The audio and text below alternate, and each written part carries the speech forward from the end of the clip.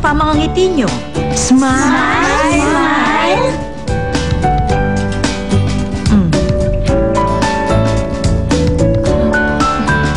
Ulitin nyo sa simula. Good morning, sir. Good morning, ma'am. How many people are you?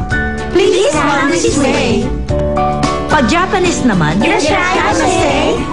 Kushai dozo. Bonjour, arigatou. o pag Chinese. Wanmaning. Ay, mo. Wait, shumonga.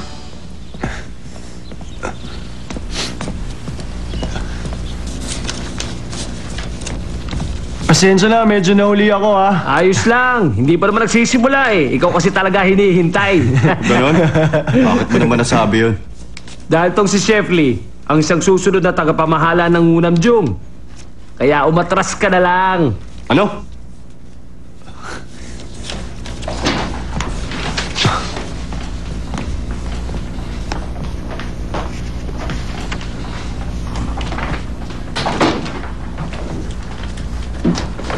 Maupo na kayo.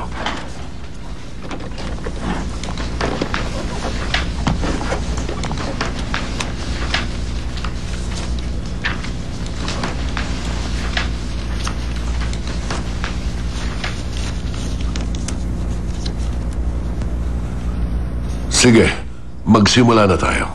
Opo, ang una nating agenda ay ang schedule ng ating mga VIP guests ngayong araw na to.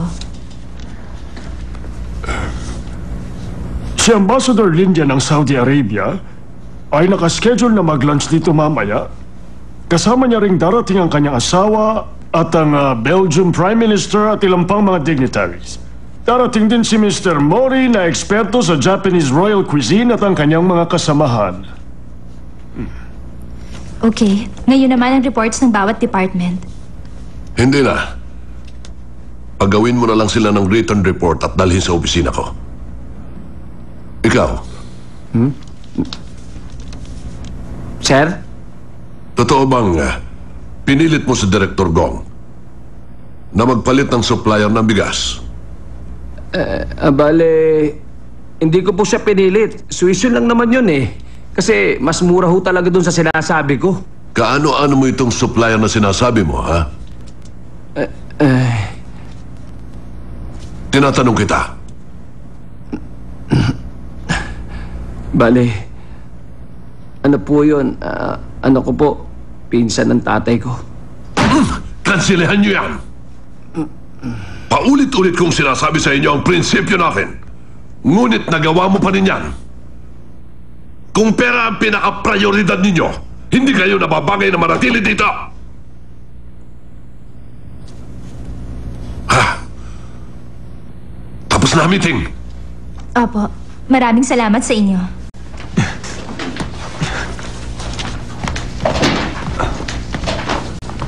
Pa, si Kuya Robert. Pa!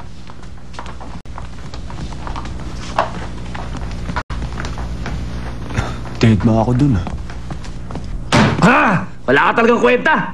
Bakit mo ako pinahamak? Bakit kailangan mo ko isumbong?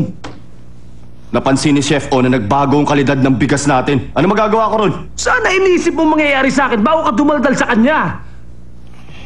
Tama. Gusto mo kasing lumapad ang papel mo. Kaya mo ako sinumbong. May araw ka rin sa akin. May araw pala.